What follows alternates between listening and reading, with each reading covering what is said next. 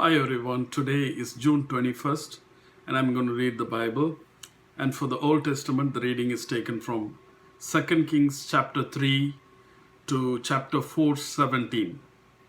Chapter 3. Now Jehoram, the son of Ahab, became king over Israel at Samaria in the 18th year of Jehoshaphat, king of Judah, and reigned 12 years. And he did evil in the sight of the Lord, but not like his father and mother. For he put away the sacred pillar of Baal, that is his father had made. Nevertheless, he persisted in the sins of Jeroboam, the son of Nebat, who had made Israel sin. He did not depart from them. Now Mesha, king of Moab, was a sheep breeder, and he regularly paid the king of Israel 100,000 lambs and wool of 100,000 rams.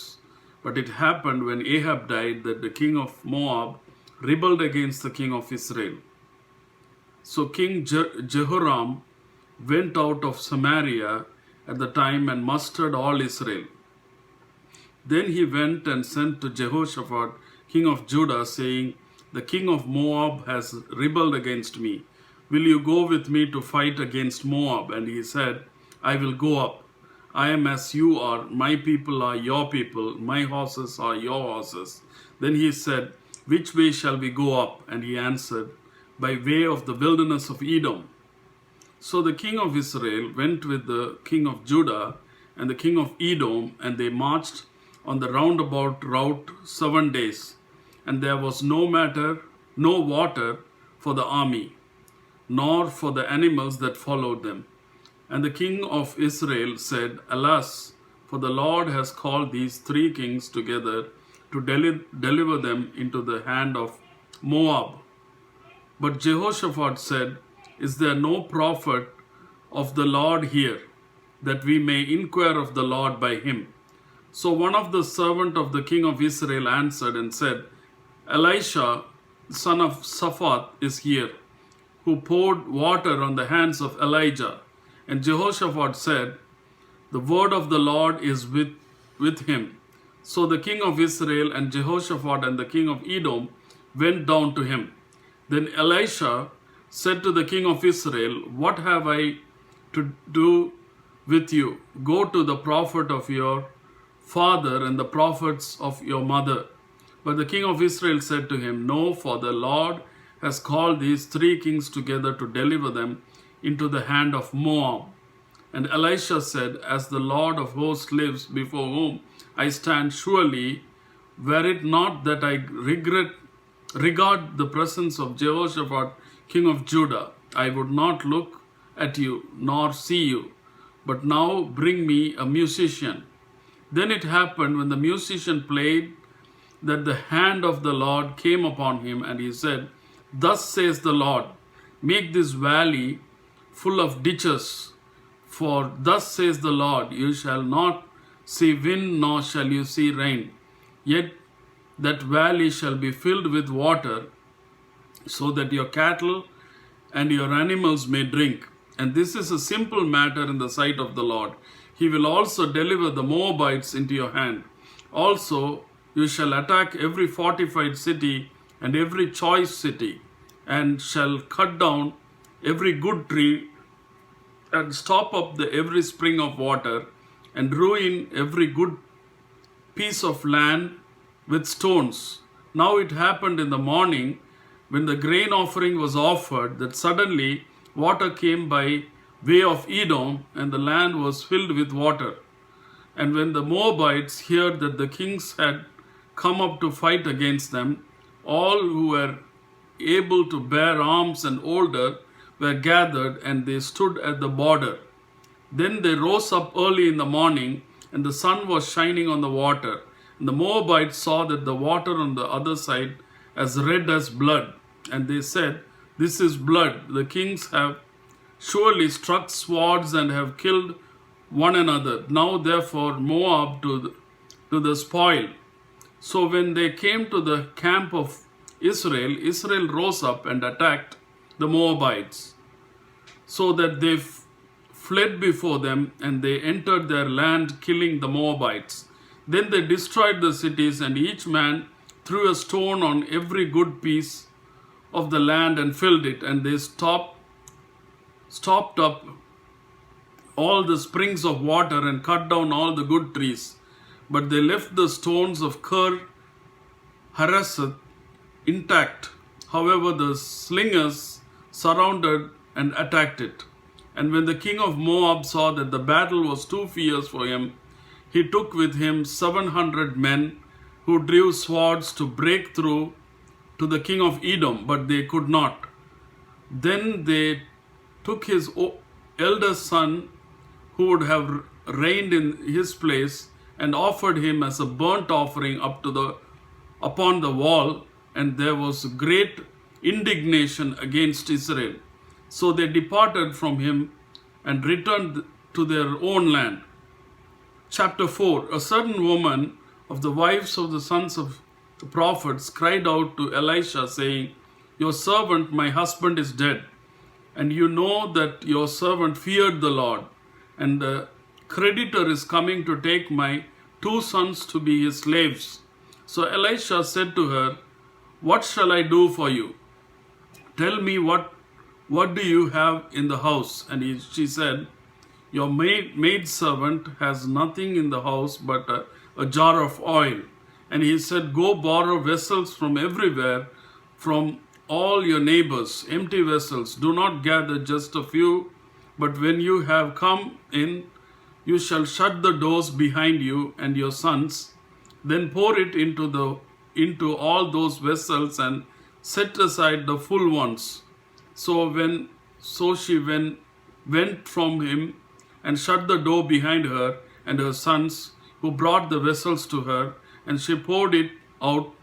Now it came to pass, when the vessels were full, that she said to her son, "Bring me another vessel." And he said to her, "There is not another vessel." So the oil ceased. Then she came and told the man of God, and he said, "Go sell the oil and pay for your debt, and you and your sons live on the rest."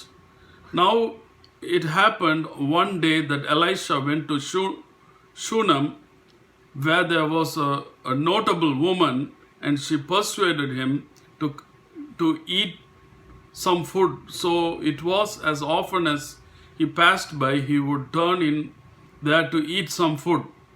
And she said to her husband, "Look now, I know that this is a holy man of God, who passed by us regularly. Please let us make a small upper room on the wall, and let us put a bed for him there, and a table and a chair and a lampstand. So it will be, whenever he comes to us, he can turn in there." And it happened one day that he came there, and he turned it to the upper room and lay down there. Then he said to Gehazi his servant, "Call this Shunammite woman." When he had called her, she stood before him, and he said to him, "Say now to her, look, you have been concerned for us with all this care. What can I do for you? Do you want me to speak on your behalf to the king or the commander of the army?" She said, "I dwell among my own people." So he said, "What then is to be done for her?" And Gehazi answered, "Actually, she had no son, and her husband is old." So he said, "Call her." When he had called her, she stood in the doorway. Then he said, "About this time next year, you shall embrace a son." And she said, "No, my lord, man of God, do not lie to your maidservant." But the woman conceived and bore a son when the appointed time had come, of which Elisha had told her. The next reading is taken from the New Testament. The reading is taken from Acts chapters 14, verses 8 to 28. And in Lystra, a certain man without strength in his feet was sitting, a cripple from his mother's womb, who had never walked. This man heard Paul speaking. Paul, observing him intently and seeing that he had faith to be healed, said with a loud voice, "Stand up straight on your feet." And he leaped and walked.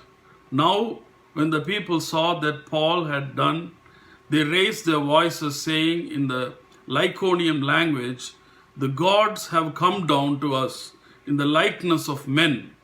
And Barnabas they called Zeus, and Paul Hermas, because he was the chief speaker. Then the priest of Zeus, whose temple was in front of the city, brought oxen and garlands to their gates, intending to sacrifice with the multitudes. But when the apostles Barnabas and Paul heard this, they tore their clothes and ran in among the multitude, crying out and saying, "Men, why are you doing these things? We also are men with the same nature as you, and preach to you that you should turn from these useless things to the living God, who made heaven and earth, the sea, and all things that are in them, who in bygone generations allowed all nations to walk in their own ways. Nevertheless, he did not leave himself without witness, in that he did good, gave us rain from heaven and fruitful seasons, filling our hearts with food and gladness." And with these saying, they could scarcely restrain the multitudes from sacrificing to them. Then Jews from Antioch and Iconium came there, and having persuaded the multitudes, they stoned Paul and dragged him out of the city, supposing him to be dead. However, when the disciples gathered around him, he rose up and went into the city, and the next day he departed with Barnabas to Derbe. And when they had preached the gospel to the city and made many disciples, they returned to Lystra, Iconium, and Antioch, strengthening the souls of the disciples, exhorting them to continue in the faith, and saying, "We must through many tribulations enter the kingdom of God." So when they had appointed elders in every church and prayed with fasting, they commended them to the Lord, in whom they had believed. And after they had passed through Pisidia, they came to Pamphylia. Now when they had preached the word in Perga, they went down to Attalia. From there they sailed to Antioch, where they had been commended to the grace of God for the work which they had completed. Now when they had come and gathered the church together, they reported all that God had done with them, and that he had opened the door of faith to the Gentiles. So they stayed there a long time with disciples. The next reading is taken from Psalms chapter 140. To the chief musician, a psalm of David. "Deliver me, O Lord, from evil men. Preserve me from violent men, who plan evil things in their hearts. They continually gather together for war. They sharpen their tongues like a serpent, the poison of asps in under their lips. Keep me, O Lord, from the hands of the wicked. Preserve me from violent men, who have purposed to make my steps stumble. The proud have hidden a snare for me, and cords. They have spread a net by the wayside. They have set traps for me. I said to the Lord, You are my God. Hear the voice of my supplications, O Lord. O God, the Lord, the strength of my salvation. You have covered my head in the day of battle. Do not grant, O Lord, the desires of the wicked. Do not further his wicked scheme, lest they be exalted. As for the head of those who surround me, let the evil of their lips cover them. Let burning coals fall upon them. Let them be cast into the fire, into deep pits, that they rise not up again. Let not slanderer be established in the earth. Let evil hunt the violent man to overthrow him. I know that the Lord will maintain the cause of the afflicted and justice for the poor. Surely the righteous shall give thanks to your name. The upright shall dwell in your presence. Amen. The next reading is taken from Proverbs. Proverbs chapter 17 verse 22. A merry heart does good like medicine, but a broken spirit dries the bones. Amen.